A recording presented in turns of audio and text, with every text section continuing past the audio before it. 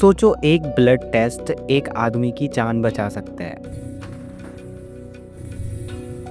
लेकिन अधिकतर लोग इस टेस्ट का नाम तक नहीं जानते।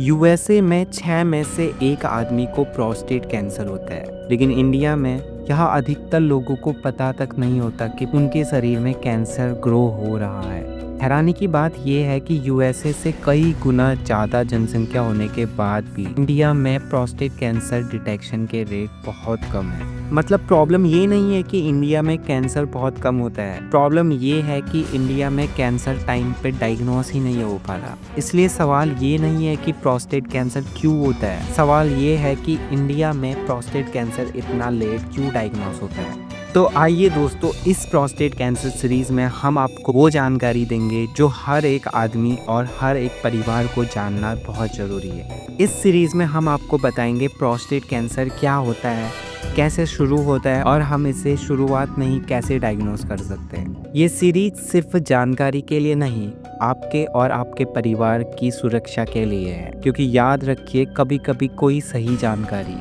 आपके या आपके किसी जानने वाले की जान बचा सकती है। मेरा नाम सतीश है और मैं रिप्रेजेंट करता हूँ वेलनेक्ट इंडिया। वेलनेक्ट इंडिया जिसका एक ही संकल्प है, हर आदमी हर परिवार तक सही मेडिकल जानकारी पहुंचना और इंडिया को दुनिया की नई मेडिकल टेक्नोलॉजी से जोड़ना। आज हम सिर्फ बात नहीं कर रहे हैं, हम काम कर रहे हैं प्रोस्टेट कैंसर के डिटेक्शन से लेकर इलाज तक। हम दुनिया भर की एडवांस मेडिकल टेक्नोलॉजी को इंडिया में इंट्रोड्यूस करते हैं ताकि कोई आदमी सिर्फ इसलिए अपनी जान ना गंवा दे क्योंकि उसका कैंसर सही टाइम पर डायग्नोस नहीं हो पाया। लेकिन हम ये अकेले नहीं कर सकते, इसमें हमको आपका सपोर्ट चाहिए ताकि इंडिया इन टेक्नोलॉजीज का यूज़ करे, लोग अर्ली डिटेक्शन करवा सके और प्रोस्टेट कैंसर का इलाज शुरुआत में ही करा सके। तो शुरू करते हैं बॉडी के उस पार्ट से जिसका प्रोस्टेट कैंसर से डायरेक्ट रिलेशन होता है, ब्लैडर। ब्लैडर एक थैला जैसा होता है जो हमारे शरीर में पेशाब को जमा करके रखता है। जब ब्लैडर भर जाता है तो हमारे दिमाग को सिग्नल मिलता है कि अब टॉयलेट जाना है। ब्लैडर के बिल्कुल नीचे प्रोस्टेट होती है और ब्लैडर से जो पाइप निकलता है उसे यूरिन पाइप या फिर यूरेथ्रा कहते हैं। वो प्रोस्टेट के बीच से होकर बाहर आता है, इसलिए जब प्रोस्टेट नॉर्मल होता है तब पेशाब आसानी से आ जाती है। लेकिन जब प्रोस्टेट बढ़ने लगता है, चाहे इन्फेक्शन से बढ़े या फिर कैंसर से, तो वो यूरिन पाइप को दबा देती है। तब आदमी को लगता है पेशाब रुक रुक कर आ रही है, धारा पतली हो गई है, पूरा ब्लैडर खाली नहीं होता, रात में बार बार पेशाब करने जाना पड़ता है। इसलिए ब्लैडर और प्रोस्टेट का रिश्ता जानना बहुत ज़रूरी है, क्योंकि प्रोस्टेट की प्रॉब्लम का सबसे पहला सिग्नल ब्लैडर और पेशाब के थ्रू ही मिलता है। सिंपल वर्ड में, जब प्रोस्टेट ग्लैंड के सेल्स गलत तरीके से बढ़ने लगते हैं उसे प्रोस्टेट कैंसर कहते हैं। प्रॉब्लम ये है कि जब शुरुआत में कैंसर बनता है वो शरीर को वार्निंग नहीं देता, no pain, no blood, no कोई बड़ी दिक्कत। आदमी सोचता है सब कुछ ठीक है, जबकि अंदर प्रोस्टेट धीरे धीरे बढ़ रहा होता है। इसी वजह से प्रोस्टेट कैंसर को अर्ली स्टेज में पकड़ना मुश्किल होता है। शुरू के स्टेज में पेन नहीं होता है, यूरिन में कोई विजिबल प्रॉब्लम नहीं होती है, इसीलिए लोग डॉक्टर के पास तब जाते हैं जब यूरिन रुकने लग जाता है, बार बार रात को टॉयलेट जाना पड़ता है या फिर कमर और हड्डियों में दर्द शुरू हो जाता है। तब तक कई बार कैंसर प्रोस्टेट से बाहर निकल जाता है, जो कैंसर के स्टेज को बढ़ा देता है। लेकिन यहाँ से आता है एक सिंपल और इम्पोर्टेंट टेस्ट, PSA।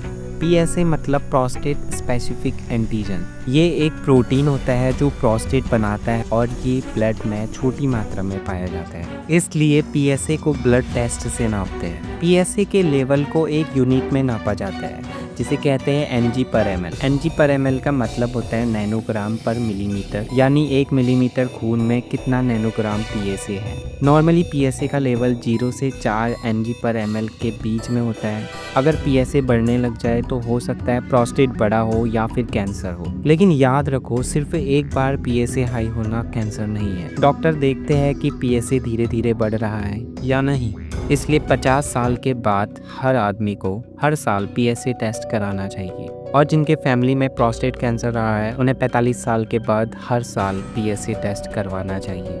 PSA के साथ एक और सिंपल टेस्ट होता है जिसे डिजिटल रेक्टल एग्जामिनेशन कहते हैं। डॉक्टर उंगली से रेक्टर के थ्रू प्रोस्टेट को फील करता है, वो चेक करता है प्रोस्टेट कठोर तो नहीं, कोई गांठ या लैम्प तो नहीं, शेप नॉर्मल है या नहीं। कभी कभी अर्ली स्टेज में डिजिटल रेक्टल एग्जामिनेशन बिल्कुल नॉर्मल होता है, इसलिए पीएसए और डिजिटल रेक्टल एग्जामिनेशन साथ में कराना बहुत अनिवार्य है। अगर पीएसए या डिजिटल रेक्टल एग्जामिनेशन में कुछ गड़बड़ हो तो नेक्स्ट स्टेप होता है एमआरआई। एमआरआई प्रोस्टेट के अंदर का एक क्लियर मैप बना देता है। डॉक्टर को दिखता है कि प्रोस्टेट के कौन से हिस्से में दिक्कत हो सकती है। एमआरआई रिपोर्ट में एक स्कोर होता है जिसे पायराइट स्कोर कहते हैं। पायराइट्स 1-2 का मतलब होता है लो रिस्क, 3 का मतलब होता है मीडियम रिस्क और 4 या 5 का मतलब होता है हाई रिस्क।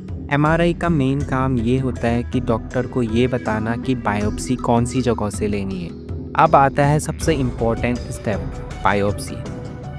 बायोप्सी में प्रोस्टेट से एक छोटा सा टिश्यू का हिस्सा लिया जाता है और माइक्रोस्कोप से देखा जाता है। यही फाइनल सच होता है, कैंसर है या नहीं। बायोप्सी रिपोर्ट में एक और इम्पॉर्टेंट चीज़ होती है, ग्लेसन स्कोर। ग्लेसन स्कोर बताता है कि कैंसर कितना एग्रेसिव है। ये 2 से 10 के बीच में होता है। स्कोर जितना छोटा होता है कैंसर उतना स्लो होता है। स्कोर जितना बड़ा होता है कैंसर उतना फास्ट और डेंजरस होता है।